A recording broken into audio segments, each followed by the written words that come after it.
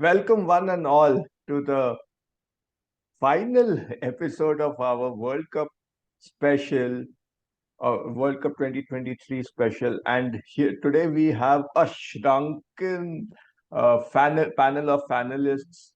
We have Bidhu with us and Sanskar with us. And like the mood of the nation, I don't think so. Both of them are pretty amused or excited. So, Bidhu, how's your feeling after this marathon of a tournament?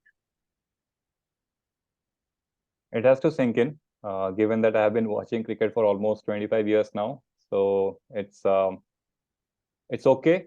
Um, I know different people are being affected differently. So, but for me, I think it's more about the conviction, which was a little bit proven wrong. But I think 2 days after, it's all right now. Okay.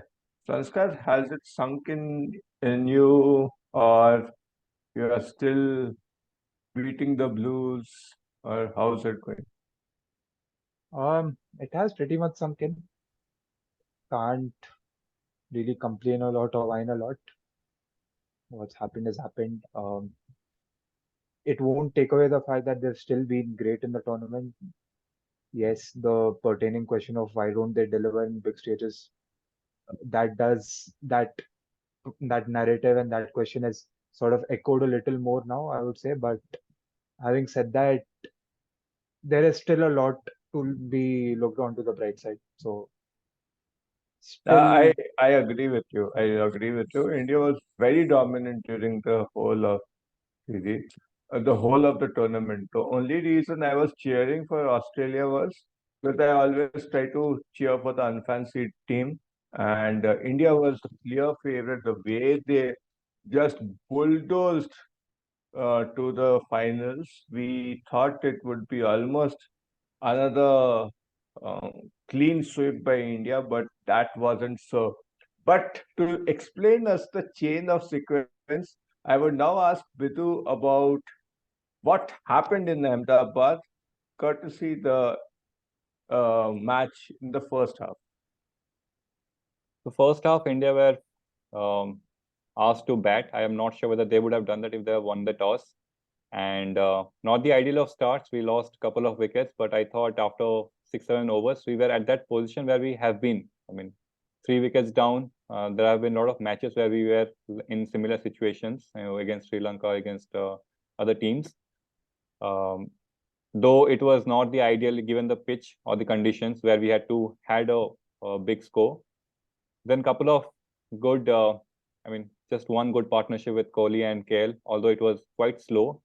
But I could understand why they were playing slow. The target was to reach to a stage where they can really take things forward. So I think the imagination would have been 35 overs, 200 or 180, and they almost reached 30 overs, and that's when Virat Kohli's wicket has have hurted us real badly, because I think that's when we were supposed to launch the entire attack to the opposition.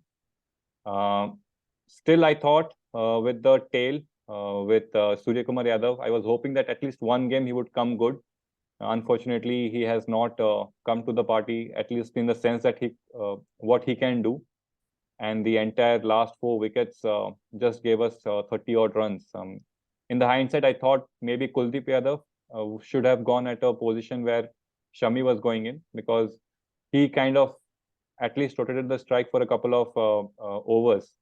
So I thought maybe a Kuldeep or a Surya Kumar combination could have taken or added India 20, 35 runs. And 240 was going to be really short in a final game in that kind of a pitch.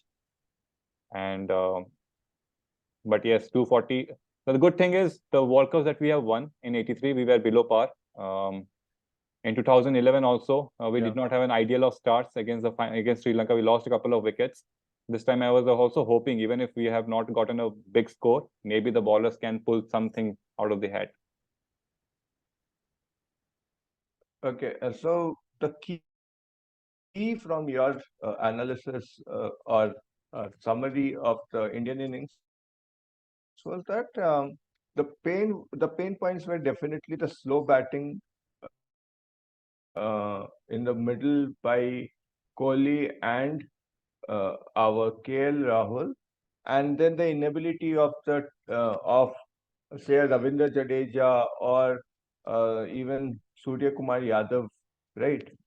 Um, so was that the making of the pitch, or was that the problem with their approach in batting, or was it because the Australians had a better plan with respect to the bowling changes and also the fielding placements? Bidhu, your thought? With respect to bowling, I think what Pat Cummins has done in the last 2 3 years is commendable, because if you see Pat Cummins' record in shorter formats of the game, he is always clobbered. He has re-established himself as someone who is going to come in the middle overs. And what helped was that Maxwell had already taken a wicket, and if that ball would not have been taken by head, and if Maxwell would have gone for one more four in that over, you would not have seen Maxwell coming back again. So just that point where Maxwell got that wicket allowed Australian team to use Maxwell further, and that also allowed Pat Cummins. That also allowed Indian batters not to take risk against Pat Cummins. Else, that key thing where Maxwell has established himself as a bowler is something I would say was a turning point. Apart from that, I do think the Australians did stick to the line and length, and they did not bowl badly. It's just that we could not capitalize on our strengths.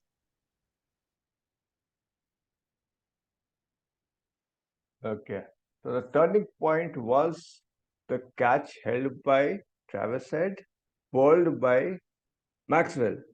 Now, Travis Head gave a headache to the Indian bowlers and the Indian fans, or the 1 lakh odd people who were in that room, and 5 crore people who were watching the live streaming.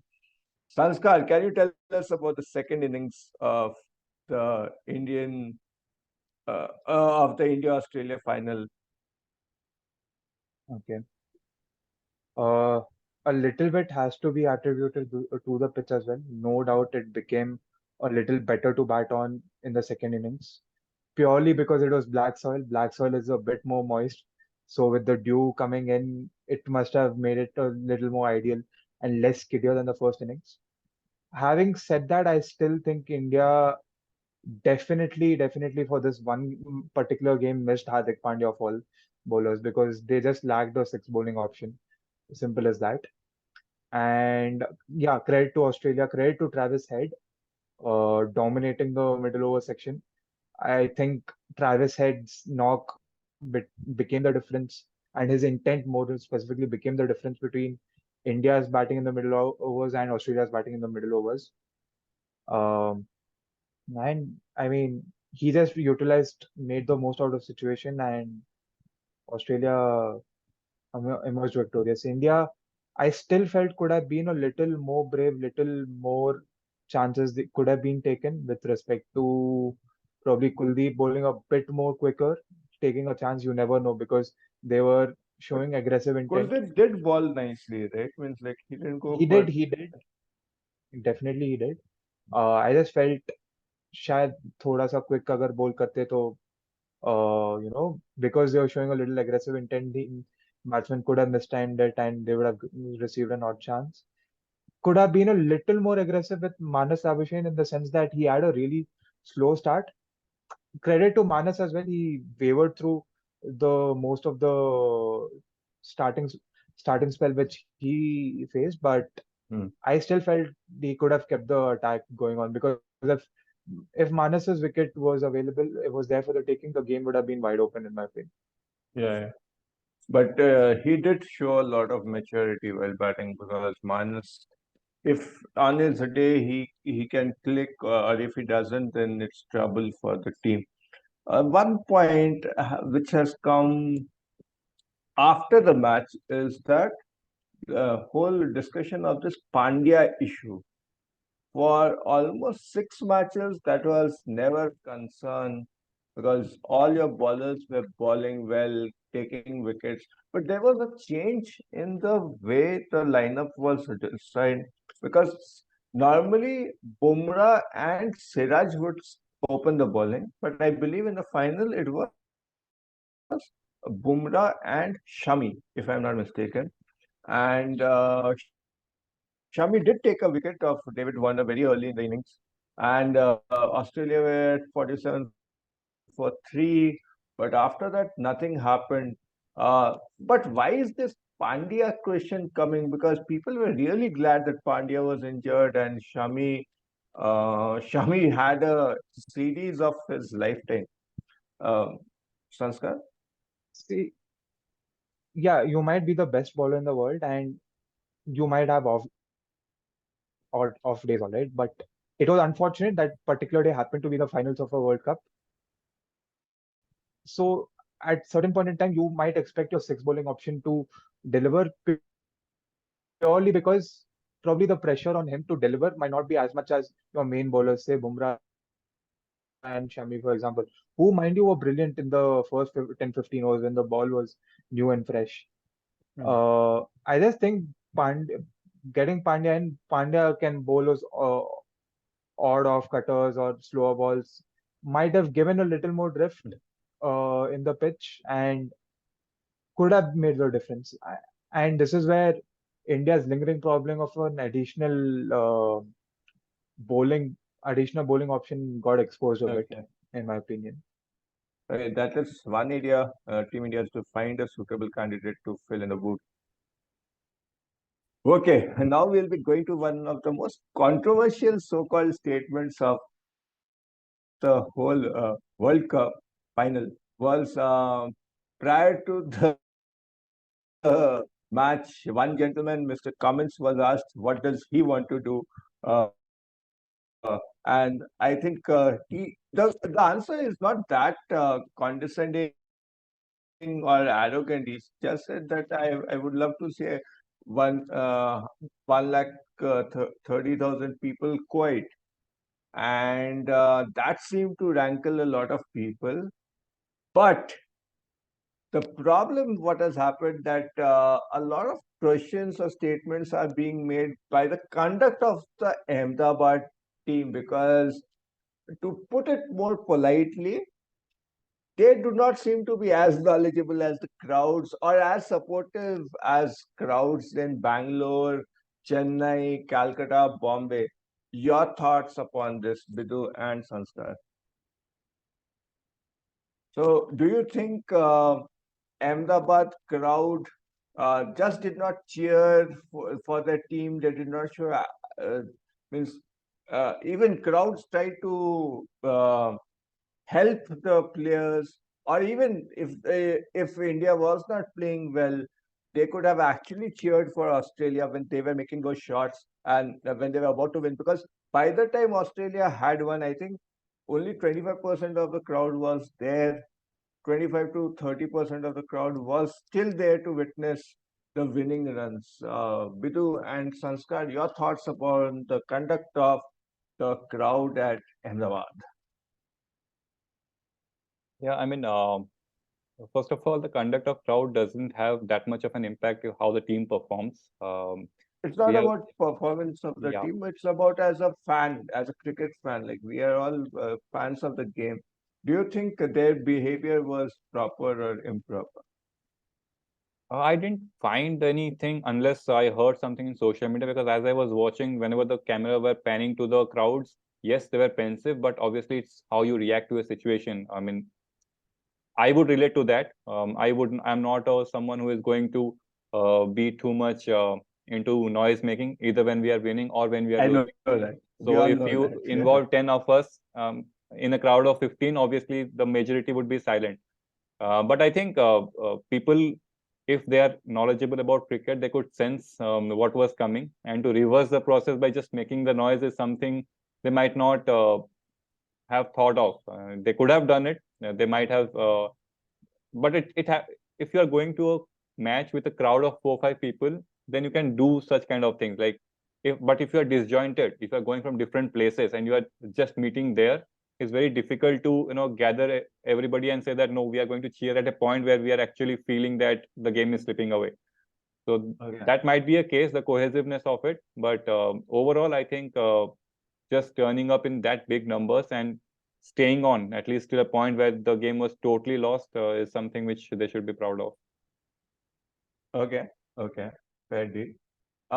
Sanskar, for you, I have a different twisted question. Okay, this is a very controversial question, so handle with care. Probably you might not end up going for morning walks. Okay, nonetheless. Uh, so yeah, in the crowd we saw Shah Rukh Khan's son. We saw Ranveer Singh. We saw the who's who.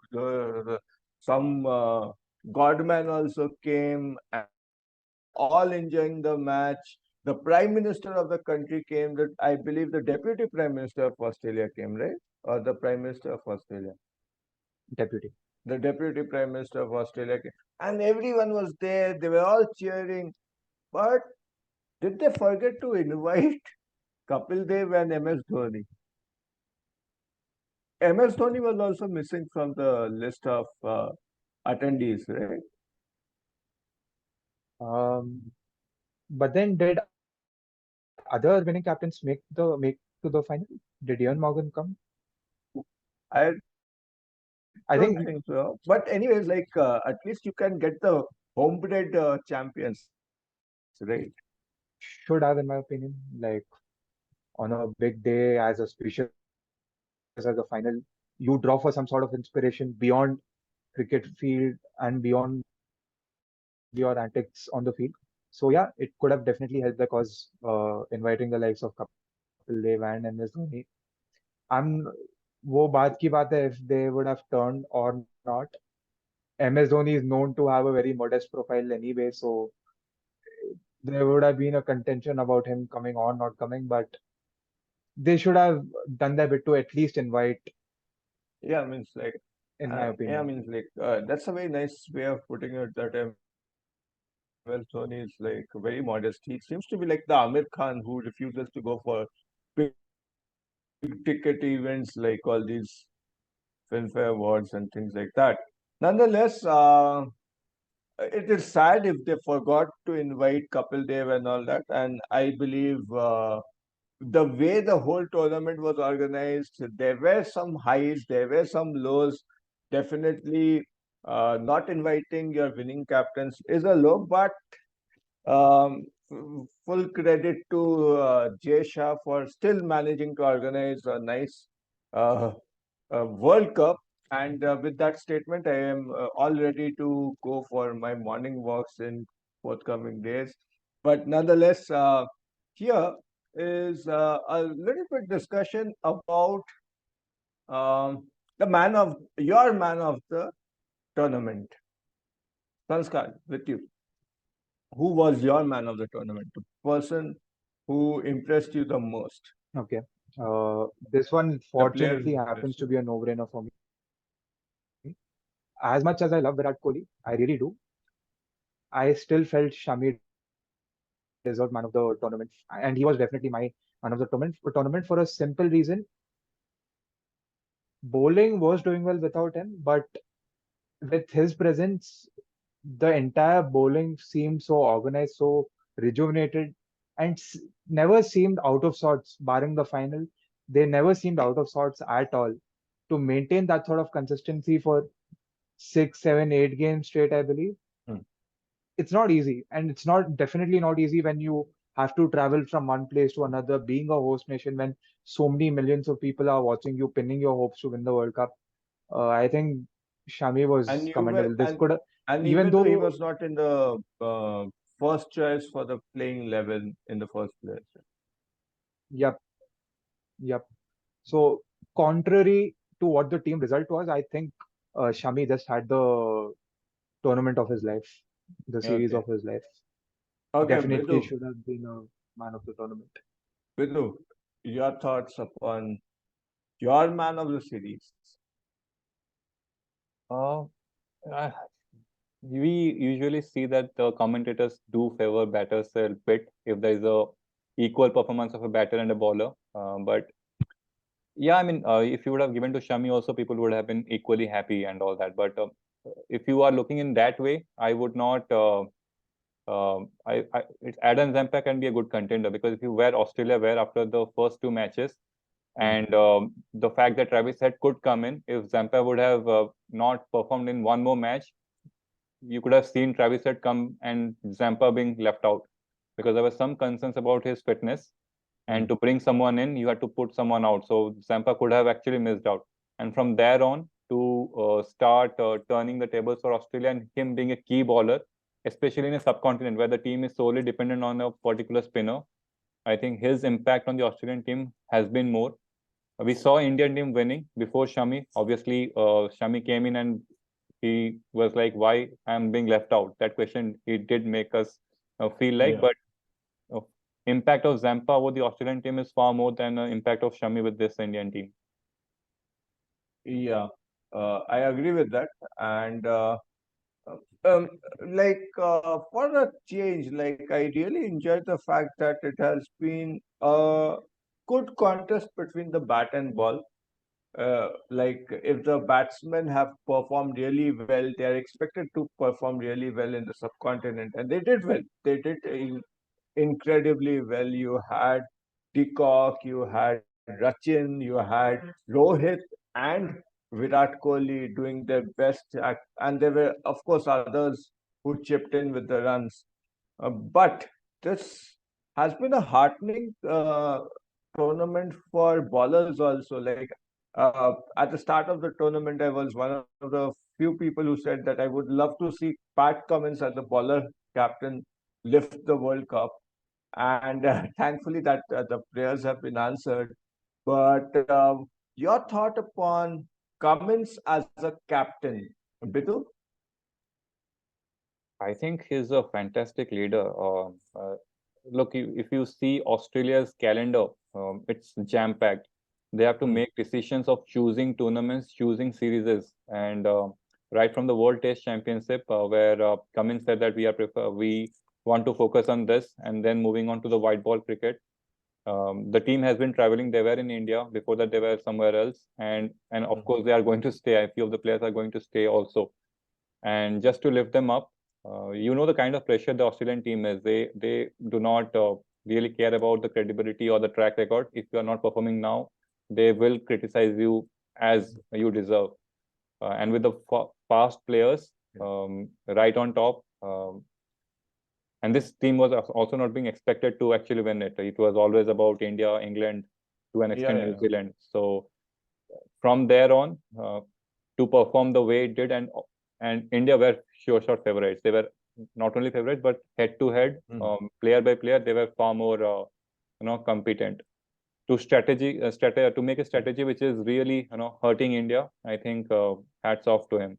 We have seen him in some sides where he has been dropped in IPL, and he actually had kept himself confident.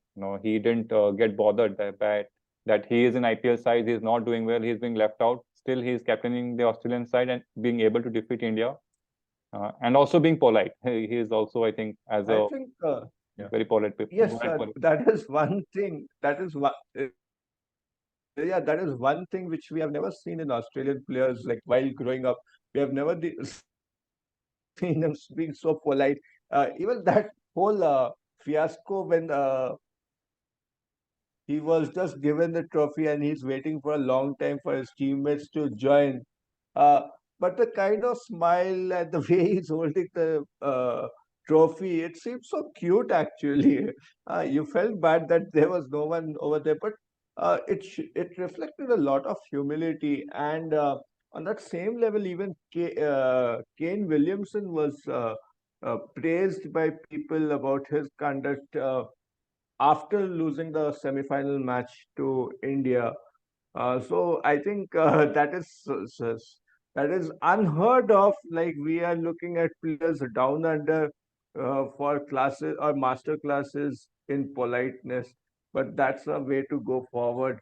Uh, on that note, Sanskar, your thoughts upon Rohit Sharma as a captain? How did you like his stint as a captain?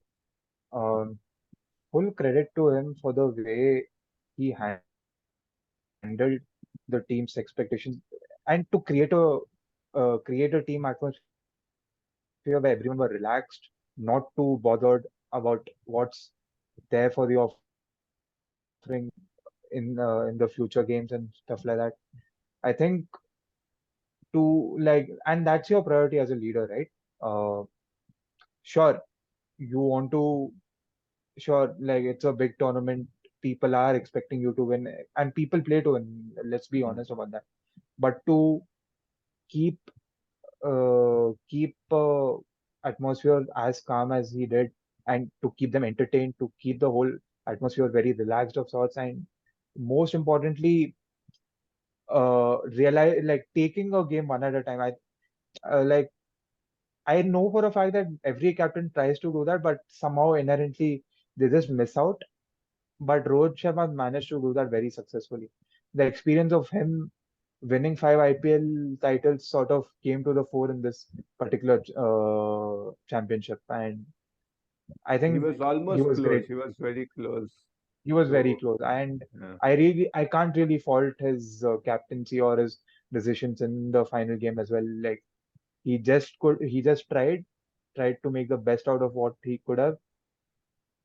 It worked on it worked 10 times, didn't come up that one time, so can't really fault him. I think he was always a brilliant captain, and he still is a brilliant captain. Okay.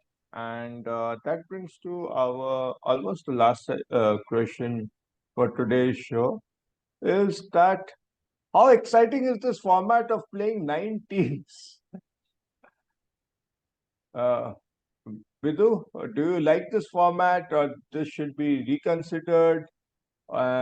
Make the tournament a little shorter. We have better things to do. Means the fans have better things to do. Vidhu, what are your thoughts upon it? I don't mind 9 or 10 teams. I think even West Indies missed out, and Netherlands and No, Afghan. but every team playing 9 matches, do you find it engaging enough, or there should be like the ones we used to play 99, Super 6, Super 8, or whatever we used to have earlier?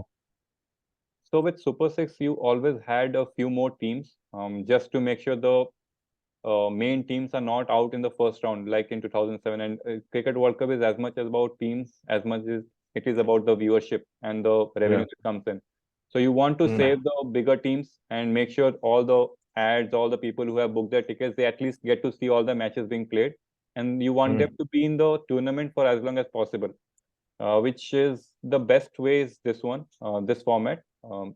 Super Six is just to make sure that you are in the pool stage with two good teams and one associate team, and you make sure two of them go to the Super Mm. Sixes.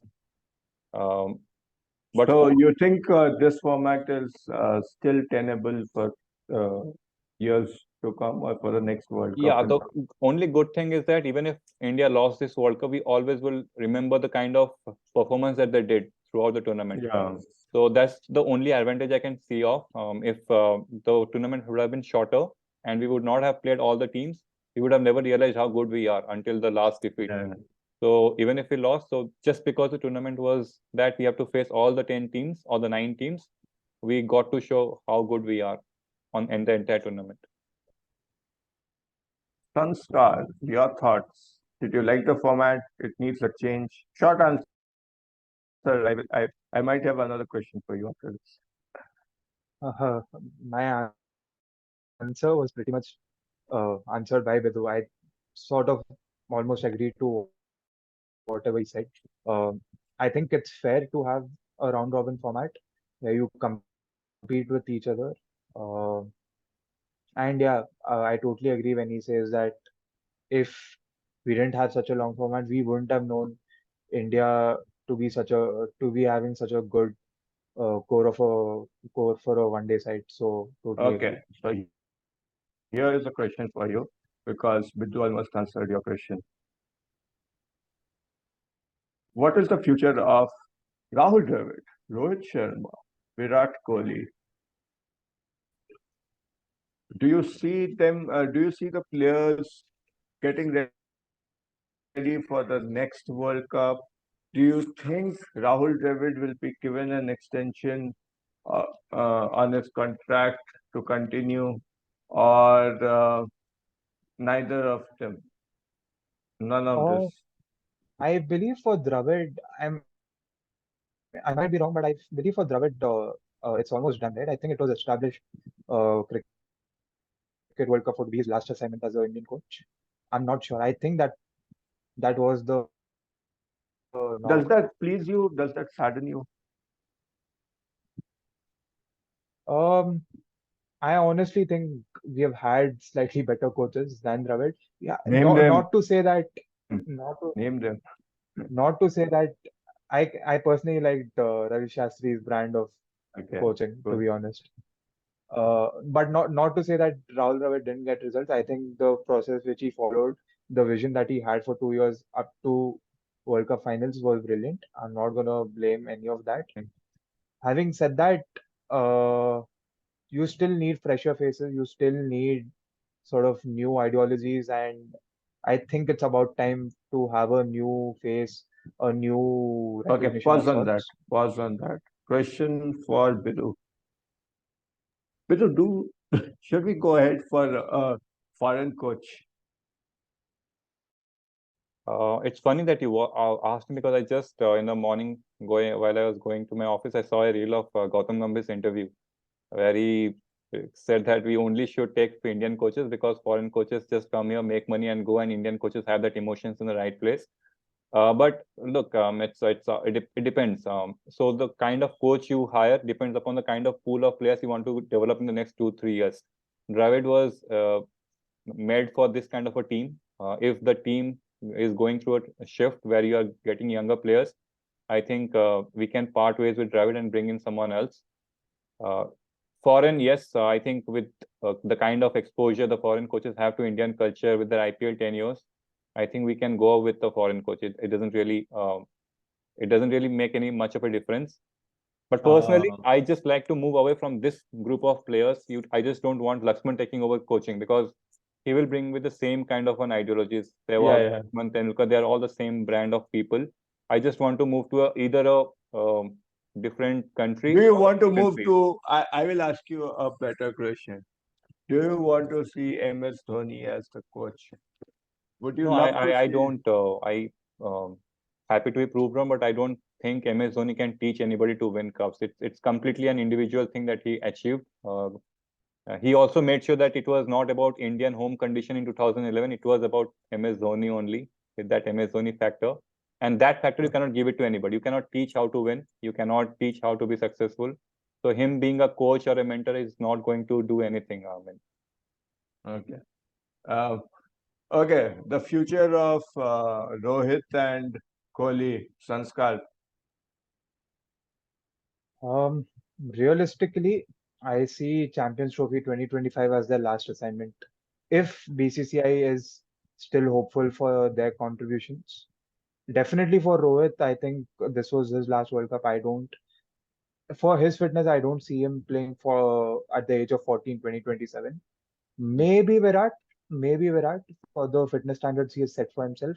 But is BCCI gonna take that call is a decision left for them.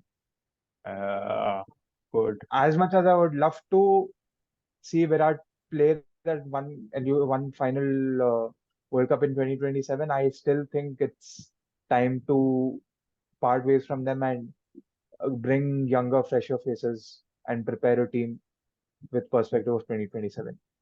I do not want to jeopardize my morning walks in saying that there's no strong person in BCCI to actually counter Virat Kohli for the next 1 to 2 years.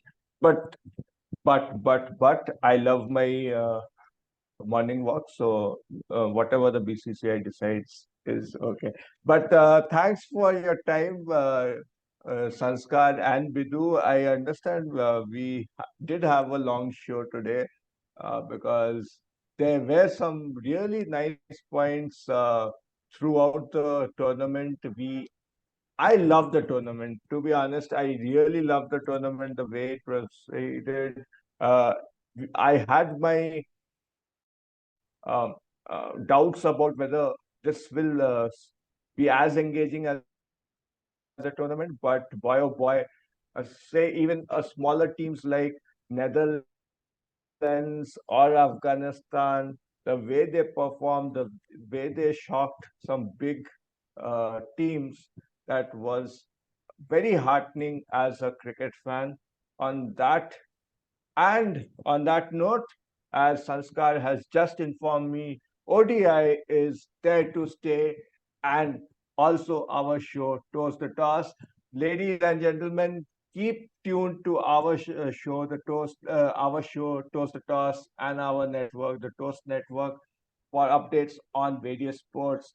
On that note, ladies and gentlemen, have a great day. Okay, thanks.